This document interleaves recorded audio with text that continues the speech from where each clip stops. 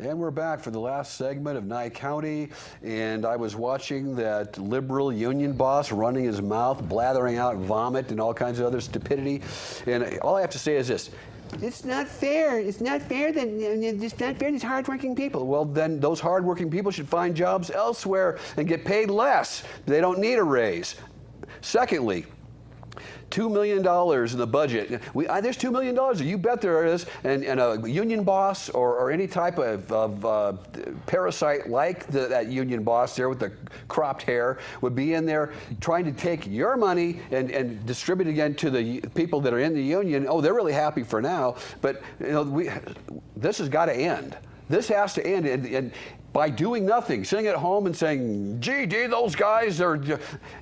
You've done nothing. All you've done is put anger into the environment. What you need to do is say, all right, here's what a little list. Tomorrow, I'm going to talk to my local county commissioner, and I'm going to express what I think we ought to do. Or better yet, sit down and spend a few hours researching, doing as much research as you can. And when you meet with that commissioner, and then you can speak intelligently and without just firing from the hip and speaking from your emotion. You've got the facts and figures in front of you. And then if one person did that, 2, 3, 4, 5, 10, all of a sudden you got a commissioner who's going, my God, I got to do something.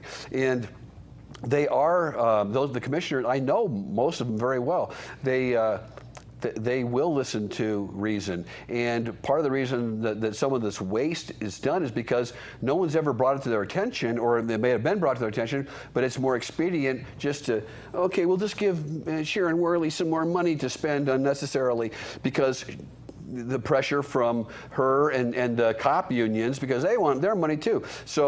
So anyway, I believe that unions have a purpose in society, but a lot of unions, and I'd say most unions in the past, have abused their authority, have abused their power, and that's why part of the country is in part of the mess that it's in now, is because money is going to people because they want a better vacation or extra money, when the guy in the street, the one paying their salary, is the one flipping the bill for them to be better than they are. Right, and just to endorse what Tom was saying, it does no good to bitch about it or to even know about it. We are getting ripped off, not intentionally, by these people who are inherently evil. They want, like I say, what we all want as Americans. We're greedy. We want as much money as we can have. We want our fellow family members to be on this payroll. And I got a whole list of the people who have the same last names. Some are making almost $400,000 from Nye County pay. So they're not bad. Oh, did you say nepotism? Yeah, nepotism, and that's not including cronyism, where there's different names involved in this. So some entities, families and friends, are making millions probably off government salaries, which come from the taxpayer. So let your commissioners know. Most importantly, voting. To me, I would never vote for a sheriff, no matter what their name is, unless they said, I am going to cut this nonsense. I'm going to reduce the police force by X amount if possible. I'm going to cut back to 3 policemen. And like Tom said, crime will go away virtually. Ray, we got you on the phone, buddy. I think what's happening out here is they're manufacturing crime. I really believe it. Some of these petty offenses that they're pushing to the limit. What is outrageous about the court system, and since I sit in there just about every day when they're actually going, because they have a lot of dark days. People don't realize that justice court shuts down for a week at a time because they say got to catch up on the paperwork. And all these people that are locked up, they're deprived the right to a speedy trial or due process because of these different technicalities, where maybe a small amount for another employee to catch up on that will save the county hundreds of thousands of dollars a year just because they don't have to shut down every 3rd or 4th week. This is absurd. These suspended sentences. Chuck, let me tell you. Tom, let me mention to you about the suspended sentences. 4 years ago, I never saw suspended sentences. Now they're imposing it on just about everybody. They're locking people up for 180 days because they can't pay a $110 fine. We're paying for somebody to sit in the jail for 180 days because they can't pay a fine. There's got to be a different way of doing this. Stop these suspended sentences. It could be they don't pay the fine or they don't do the community service and they lock them up. Why are we supporting these people and put them in the slammer, ruining their lives? And technically that's what we're doing, ruining their lives for a money or a technicality. They got to stop with these suspended sentences, and I don't know how they started it because it never existed before. And Tom, you must know about this. At Park, just about everybody that's convicted of anything except minor traffic, they suspend a jail sentence and saying if you don't do this in 6 months, or even stay out of trouble, if you even get arrested during the 6 months, we lock you up for 90 days, 180 days. This is outrageous. Well, if you could touch on those subjects, I'd appreciate it. And it's going on, and it is pathetic. It's hard to watch. People go into the slammer, ruining their lives because of money fines or technicalities. I'm going to open the line up, and you guys got a really good show tonight. Thank you very much. Okay. And part of the problem, Ray, that you were talking about is it's actually a poverty issue, is that you have most people that get into trouble with the law are in the lower end of the social spectrum. I don't think he was going to disagree with that. I mean, when was the last time you saw any of the Hafens being dragged up, in an orange and white jumpsuit? You don't. Okay, so, and that's because they're wealthy and they've got money and they don't need to steal, the way the poor people steal. And the drug kingpins, they got tons of money for legal fees. Yeah, well, and the thing is, though, the drug kingpins never get arrested to begin with. Right. I was a federal public defender for 4 years, and I saw many drug cases, and I never in my 4 years saw anybody that was mid-level or above prosecuted. They were all the mid-level, the street sellers and the transporters. That's it. And why is that? Because a lot of those people that are at the top of the food chain in the illegal drugs are the people that are running your community. Oh, absolutely. One thing I want to touch on, I started off... watching this on a daily basis. A lot of people don't know that Raider Flagman doesn't just stand on the street corner and walk a mile every morning or every afternoon. I sit in these courts because I'm really concerned. I'm concerned that people are getting railroaded, and they are on a daily basis. And they complain to me. People come up to me and complain to me, why is this happening? Why is this happening?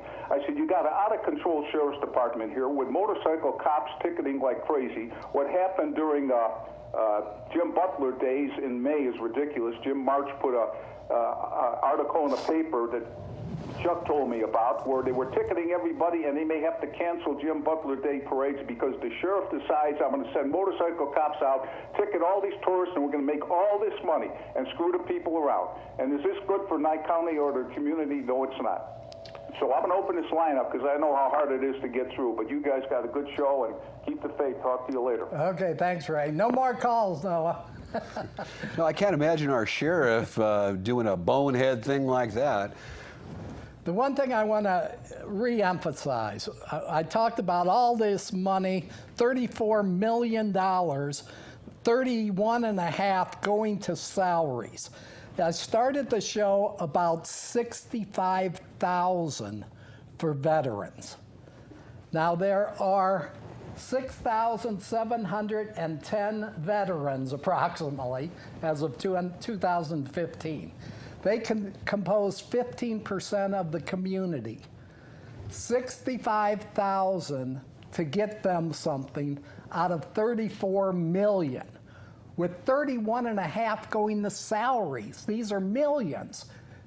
So just think, if we had 34 million or 30 million or 20 million to devote to these kind of things for veterans, for the elderly, giving them shelters, for dogs, for everything we could think of under the sun. Think what we could use that money for instead of salaries for a police state, like Ray said.